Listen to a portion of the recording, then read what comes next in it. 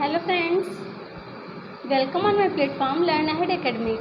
So friends, जैसे कि आप सब जानते हैं, मैं हिमांशी वाजपेयी आप सबको पॉलिटी पढ़ाती हूँ और अब आपकी पॉलिटी की क्लासेस कंप्लीट हो चुकी हैं। अब हम करेंगे क्वेश्चन आंसर्स की प्रैक्टिस।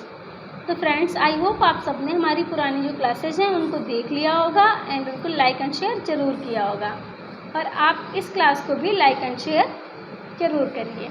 तो चलिए, आज हम डिस्कस करेंगे भारतीय संविधान एवं लोक प्रशासन। इससे रिलेटेड क्वेश्चन आंसर हैं, उनको हम डिस्कस करेंगे आज के सेशन में। तो जैसे कि ये आप देख रहे हैं, हमारा पहला क्वेश्चन है, संवैधानिक उपचारों का अधिकार के तहत आता है। संवैधानिक उपचारों का अधिकार के तहत आता है। किस अधिकार के तहत आता है? फटाफट कमेंट करके बताइए सारे लोग, किस अधिकार के तहत आता है? Option number A. किस अधिकार के तहत आता है? ऑप्शन नंबर ए, मौलिक अधिकार। किसके तहत आता है? मौलिक अधिकार। उसके बाद में हम देखते हैं हमारा दूसरा क्वेश्चन, और ये क्वेश्चन थोड़ा सा बड़ा है, तो हम जो है थोड़ा इसको, हाँ अब सही है।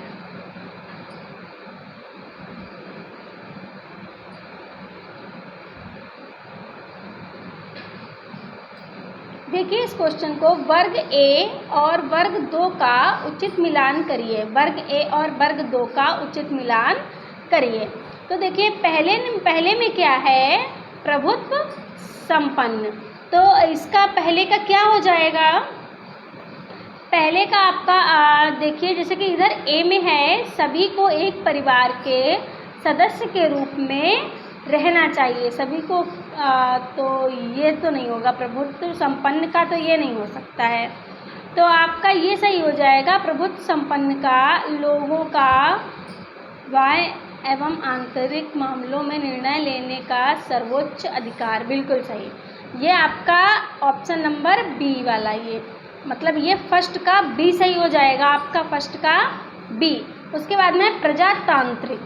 तो प्रजातांत्रिक में आपका प्रजातांत्रिक ये हो जाएगा, लोगों का समान राजनीतिक अधिकार प्राप्त। लोगों को समान राजनीतिक, हाँ ये प्रजातांत्रिक में हो जाएगा। ऐसे आप मैच कर सकते हैं। जैसे फर्स्ट का बी किस में है? इधर देखिए, फर्स्ट का बी किस में है? इसमें तो ए है, और इसमें ये भी नहीं है, और ये फर्स्ट का होना चाहिए बी। तो फर्स्ट का बी आपका सी ऑप्शन में है, इसका मतलब सी ऑप्शन आपका सही है। तो इधर जो है सेकेंड का सी हो जाएगा, और फिर आपका थर्ड का धर्मनिरपेक्ष, ये इसमें ए में चला जाएगा। सॉरी, उसका ये हो जाएगा इधर नागरिकों को किसी धर्म, हाँ ये थोड़ा सा ये हो गया। फर्स्ट का आपका हो गया है बी। रुक जाओ, ये हो जाएगा फर्स्ट का बी, और फिर आपका ये सेकेंड का हो जाएगा सी, और फिर उसके बाद में आपका थर्ड का डी, और ये भाईचारा ये चला जाएगा आपका परिवार वाले में। तो ऑप्शन नंबर सी। अभी आगे चलते हैं, हम देखते हैं थर्ड क्वेश्चन, और इस क्वेश्चन में लिखा है कि निम्नलिखित में से किसको संविधान की आत्मा के रूप में माना जाता है? तो संविधान की आत्मा किसको कहा जाता है? Option number C. ये हमने डिस्कस किया था, बहुत ही अच्छे से डिस्कस किया था प्रस्तावना को। तो प्रस्तावना को संविधान की आत्मा कहा जाता है। आगे देखिए, हम बढ़ते हैं हमारे फोर्थ क्वेश्चन में।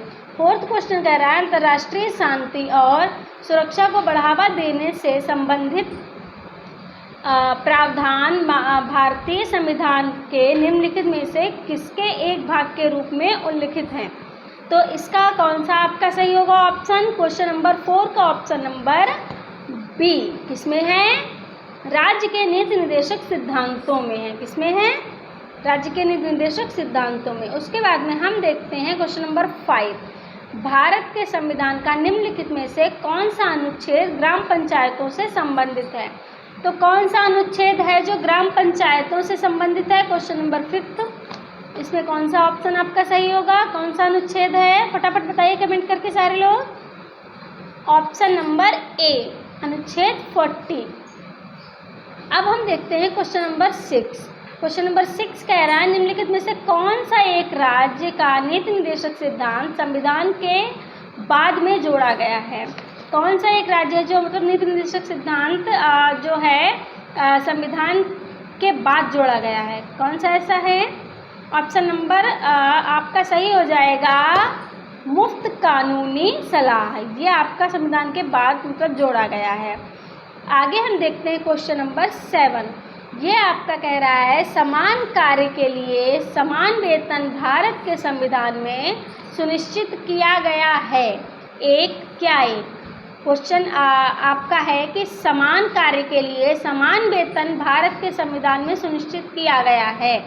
एक ऑप्शन है आपके मौलिक अधिकार, राज्य के नीति निर्देशक सिद्धांतों का अंग, मौलिक कर्तव्य, आर्थिक अधिकार। तो आपका 7th का ऑप्शन नंबर सही हो जाएगा नीति निर्देशक सिद्धांत वाला बी। आगे हम देखते हैं क्वेश्चन नंबर 10, और क्वेश्चन नंबर 10 में है कि भारत के संविधान में कल्याणकारी राज्य का आदर्श किसमें प्रतिष्ठापित है। तो ये आपका ऑप्शन नंबर सही हो जाएगा। इसमें देखिए और फटाफट मुझे बताइए कौन सा ऑप्शन आपका सही होगा। राज्य के नीति निर्देशक सिद्धांत ऑप्शन नंबर बी, कौन सा सही होगा, ऑप्शन नंबर बी। आगे हम देखते हैं निम्नलिखित में से किसने पहले 1935 में संविधान सभा का सुझाव प्रस्तावित किया। तो किसने संविधान सभा का सुझाव प्रस्तावित किया था, ये बहुत इंपॉर्टेंट क्वेश्चन है और ये हमने स्टार्टिंग में ही डिस्कस किया था। बताइए सारे लोग, किसने किया था, नेहरू ने, गांधी ने, जेपी नारायण ने या फिर एमएन राय ने। किसने किया था, एमएन राय ने। किसने किया था, एमएन राय ने किया था। उसके बाद में फिर है हमारा क्वेश्चन नंबर 10। तो क्वेश्चन नंबर 10 हमारा कह रहा है संविधान सभा के अल्पसंख्यकों की उपसमिति के अध्यक्ष का नाम बताइए। जो संविधान सभा के अल्पसंख्यकों की उपसमिति के अध्यक्ष थे उनका नाम क्या था, एच.सी. मुखर्जी। नाम क्या था उनका, एच.सी. मुखर्जी। आगे हम देखते हैं क्वेश्चन नंबर 11, ये कह रहा है भारत का संविधान सभा द्वारा डैश को अपनाया गया था। 26 जनवरी 1950 को लागू हुआ था। तो लागू 26 जनवरी 1950 को हुआ था और अपनाया कब गया था, ये पूछ रहा है कि जो भारत का संविधान है ये कब अपनाया गया था। तो ये हमारा 26 नवंबर 1949 को अपनाया गया था। आगे हम देखते हैं क्वेश्चन नंबर 12। तो क्वेश्चन नंबर 12 कह रहा है कि भारतीय संविधान सभा में कुल कितनी महिला सदस्य थीं। जो भारतीय संविधान सभा थी उसमें कुल महिला सदस्य कितनी थी आपकी, 15। कितनी थी, 15 महिला सदस्य थीं। उसके बाद में हम देखेंगे क्वेश्चन नंबर 13, ये कह रहा है संविधान सभा के पहले अस्थायी अध्यक्ष कौन थे। जो संविधान सभा के पहले अस्थायी अध्यक्ष थे वो कौन थे। संविधान सभा के जो पहले अस्थायी अध्यक्ष थे वो थे हमारे,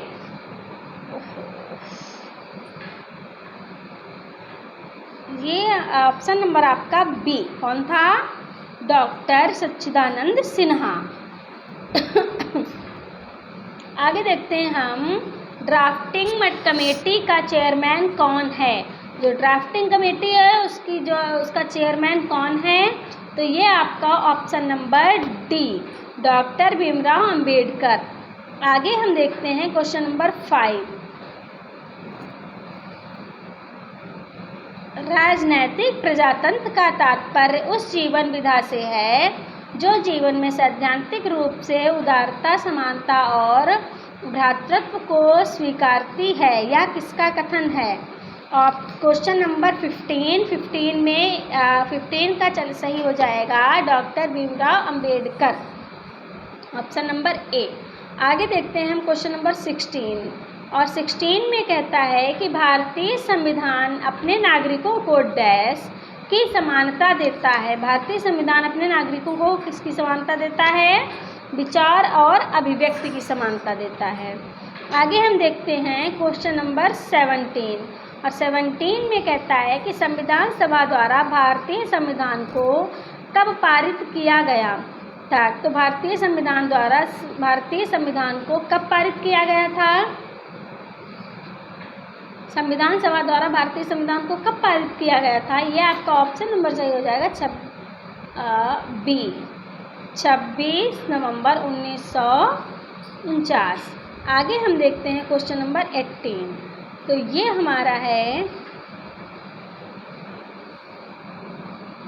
1946 को अंतरिम सरकार के कार्यकारी परिषद के उपाध्यक्ष कौन थे?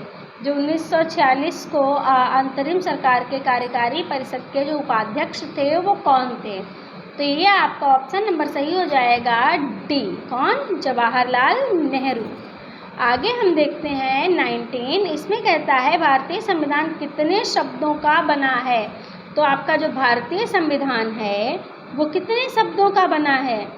तो आपका ऑप्शन नंबर सही हो जाएगा, फटाफट बताइए, ये सारे लोग फटाफट बताइए ऑप्शन नंबर आपका कौन सा होगा?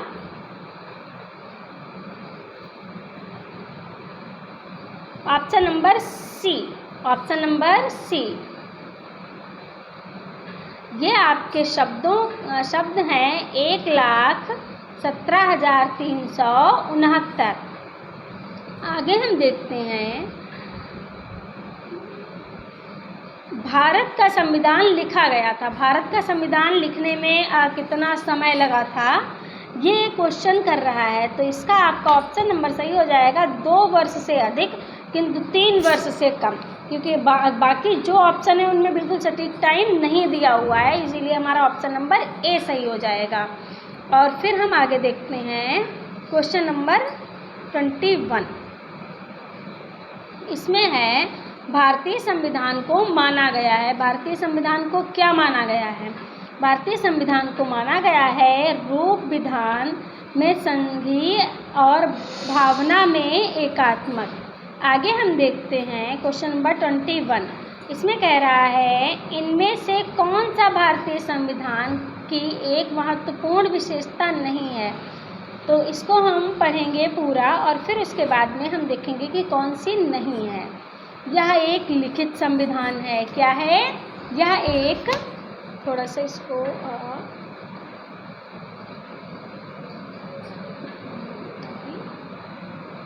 चलो इसके ऑप्शन देख लेते हैं हम एक साथ। तो 22 का आपका जो है इसके ऑप्शन हम पूरे पढ़ेंगे। तो जैसे है यह एक लिखित संविधान है, तो बिल्कुल सही बात है, यह एक लिखित संविधान है। फिर आगे हम देखते हैं यह अनुमेय है, इसे संशोधित किया जा सकता है, यह अनम्य भी है कुछ भाग के रूप में, यानी संरचना में संशोधन नहीं किया जा सकता है बिल्कुल। यह एकल है क्योंकि केंद्र में अधिक शक्ति है, लेकिन यह संघीय भी है क्योंकि केंद्र और राज्य के बीच विभाजित है। बिल्कुल ये भी सही है।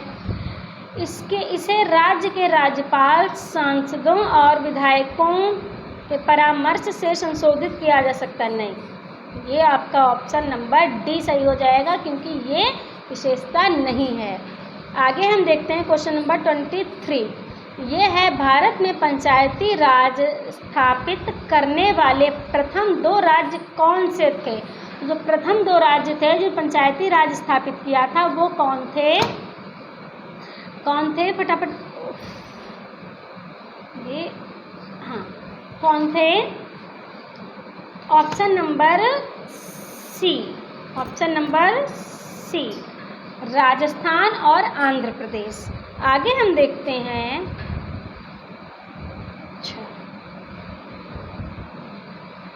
ये कह रहा है क्वेश्चन कि पंचायती राज को पहली बार 2 अक्टूबर 1959 को डैश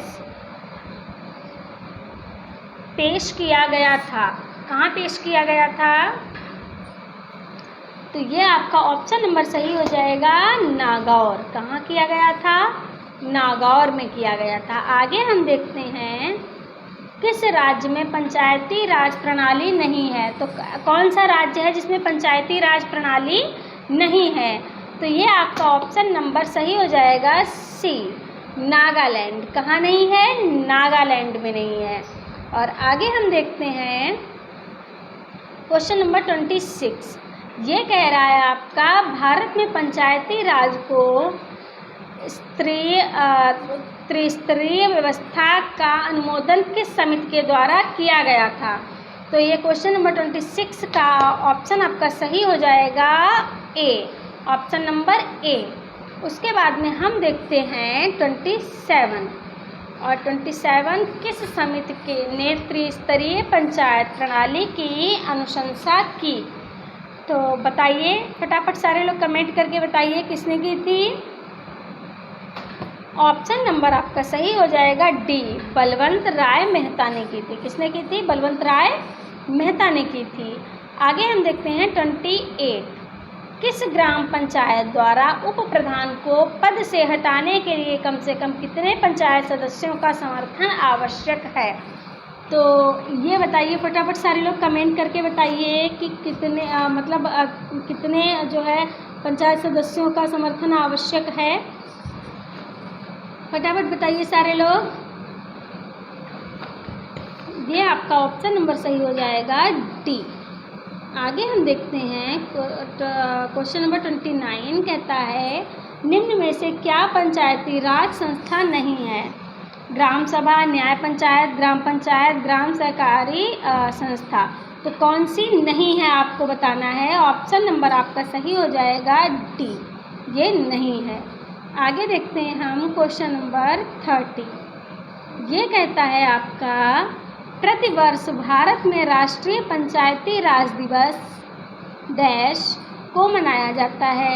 यह दिन संविधान 73वां संशोधन अधिनियम 1992 के जारी होने का प्रतीक है।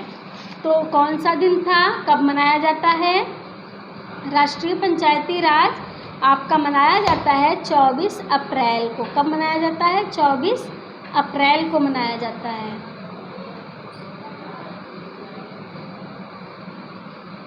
आगे हम देखते हैं क्वेश्चन नंबर 31। ये कहता है आपका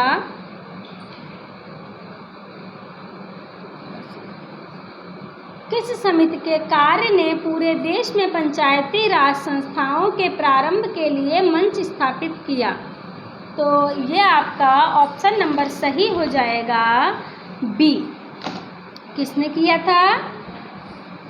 बलवंत राय मेहता समिति ने। उसके बाद में हम देखते हैं क्वेश्चन नंबर 32। थोड़ा सा ये हो गया आपका।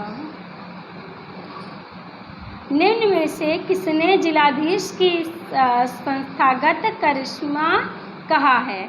किसने कहा है? ये आपका सही हो जाएगा option number A, Rajni Kothari. और ये आई होप सबको याद भी होगा। आगे हम देखते हैं क्वेश्चन नंबर 33। ये कह रहा है किसने भारत में जिला कलेक्टर का पद सृजित किया था? तो किसने किया था? कल ही हमने ये डिस्कस किया था अपनी क्लास में। तो फटाफट सारे लोग कमेंट करके बताइए किसने किया था। ऑप्शन नंबर फटाफट बताइए सारे लोग बी, वारेन हेस्टिंग्स ने। उसके बाद में हम देखते हैं 34। मूल संविधान में जिला शब्द का उल्लेख किस अनुच्छेद में है? जिला शब्द का जो उल्लेख है वो कौन से अनुच्छेद में है? तो ये आपका ऑप्शन नंबर डी, इनमें से कोई नहीं। आगे हम देखते हैं 35 है, और 35 में कहता है पंचायती राज व्यवस्था के तहत ग्राम सभा के सदस्य कौन थे? तो बताइए सारे लोग। जो है 35 में है आपका ऑप्शन नंबर सी, पंचायत क्षेत्र में मतदान के रूप में पंजीकृत सभी वयस्क सदस्य। आगे हम देखते हैं क्वेश्चन नंबर 36, और ये कह रहा है भारत के उच्चतम न्यायालय की प्रथम महिला न्यायाधीश कौन थी? तो बताइए सारे लोग, जो उच्चतम न्यायालय था उसकी प्रथम महिला न्यायाधीश कौन थी? फातिमा बीबी। कौन थी? फातिमा बीबी। आगे के क्वेश्चंस को हम देखते हैं क्वेश्चन नंबर 37, और ये कह रहा है कि थोड़ा सा निम्न में से किसने भारत के 43वें मुख्य न्यायाधीश के रूप में शपथ ग्रहण की थी? जो 43वें मुख्य न्यायाधीश थे तो वो कौन थे? किसने शपथ ग्रहण की थी? फटाफट बताइए सारे लोग, किसने शपथ ग्रहण की थी? Justice T.S.. T.S. Thakur, option number A. आगे हम देखते हैं 38। ये कहता है नवसृजित उच्च न्यायालय है, तो नवसृजित उच्च न्यायालय कहाँ है? नवसृजित उच्च न्यायालय मेघालय, मणिपुर और त्रिपुरा में है। कहाँ है? मेघालय, मणिपुर और त्रिपुरा में। आगे देखते हैं 39। विश्व की विशालतम न्यायिक प्राधिकरण है, तो क्या है विश्व की विशालतम न्यायिक प्राधिकरण? क्या है? 39 का option number B, Allahabad high court. तुम सबको पता होगी। आगे हम देखते हैं 40, क्वेश्चन नंबर 40। ये कह रहा है कि पटवारियों मतलब लेखपालों के कार्य की देखभाल निम्न में से कौन करता है? तो ये हमने कल ही डिस्कस किया था। कौन करता है? जो पटवारी होते हैं तो उनकी जो है देखभाल कौन करता है? आपका तहसीलदार करता है। आगे देखिए क्वेश्चन नंबर 41, और 41 कह रहा है भू अभिलेखन के रखरखाव के लिए कौन जिम्मेदार होता है? तो आपका जो भू अभिलेखन है उसके रखरखाव के लिए कौन जिम्मेदार होता है? ये आपका ऑप्शन नंबर ए, पटवारी मतलब लेखपाल होता है। उसके बाद में है कोई व्यक्ति जिला जज के न्यायालय द्वारा दिए गए फैसले से असंतुष्ट हुआ तो वह जो अपील प्रणाली के अनुसार वह निम्नलिखित में से न्यायालयों में से किसमें अपील कर सकता है? ऑप्शन नंबर बी, उच्च न्यायालय में। किसमें कर सकता है? उच्च न्यायालय में कर सकता है। आगे हम देखते हैं तो है 43। तो जो हमारा 43 है हमारा जिला प्रशासन का मुखिया होता है। जिला प्रशासन का मुखिया कौन होता है? डीएम। कौन होता है? डीएम होता है। और 44 है हमारा जिलाधिकारी होता है। तो ये बताइए सारे लोग फटाफट, बहुत ही इजी क्वेश्चंस हैं, फटाफट बताइए। 44 का ऑप्शन नंबर ए, भारतीय प्रशासनिक अधिकारी। कौन होता है? भारतीय प्रशासनिक अधिकारी। आगे देखते हैं 45। ये कहता है भारतीय संविधान के अनुसार निम्न में से किसे अवशिष्ट शक्तियाँ प्रदान की गई हैं? इसका ऑप्शन फटाफट बताइए। राज्य को राज्य तथा केंद्र को स्थानीय निकायों को किसको दी गई है? फटाफट बताइए सारे लोग। थोड़ा सा ऊपर कर देते हैं तो ये आपको अभी सही है। तो बताइए सारे लोग 45 का ऑप्शन नंबर आपका हो जाएगा सी, केंद्र को। थोड़ा सा ये क्या बात है, खुल जाए। हाँ, आगे हम देखते हैं 46। ये है हमारा 46 क्वेश्चन। ये कहता है भारत में अमेरिका की राजनीतिक व्यवस्थाओं के बीच निम्नलिखित में से कौन सी विशेषताएं समान हैं? अवशिष्ट शक्तियाँ केंद्र के पास हैं। पहला है ये हमारा अवशिष्ट शक्तियाँ केंद्र के पास हैं। उसके बाद में है, ये तो भाई गलत बात है। फिर उसके बाद अवशिष्ट शक्तियाँ राज्य के पास हैं, ये भी गलत है। न तो केंद्र के ही पास है, न ही राज्य, दोनों में विभाजित हैं। राज्य के पास पॉकेट वीटो की शक्ति है। राज्य के पास क्या है? पॉकेट वीटो की शक्ति है। अच्छा, ये ठीक लग रहा है। आगे देखते हैं उच्च सदन में कुछ मनोनीत सदस्य नहीं, तो आपका ये सही हो जाएगा। ये किसमें केवल सी, आपका ऑप्शन नंबर ए सही हो जाएगा। आगे देखते हैं 47 क्वेश्चन। ये क्वेश्चन पहले हम रीड कर लेते हैं, फिर इसके ऑप्शन देखेंगे। ये कहता है थोड़ा सा, भारतीय संविधान के अनुच्छेद 243 के अधीन गठित ग्रामीण क्षेत्रों के लिए स्व सरकार की संस्था कौन सी है? तो ये आपका 47 के ऑप्शन हैं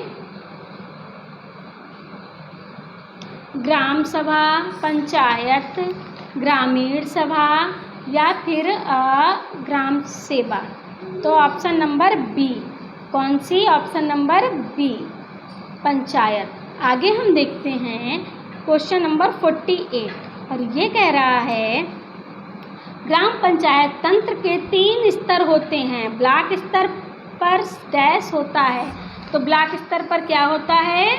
बी, पंचायत समिति। क्या होता है? पंचायत समिति। फिर 49 है, 49 कह रहा है भारतीय संविधान में पंचायती राज प्रणाली को वर्ष डैश संशोधित में औपचारिक रूप दिया गया है, तो आपका 49 में हो जाएगा ऑप्शन नंबर डी, 1992 में 73वें।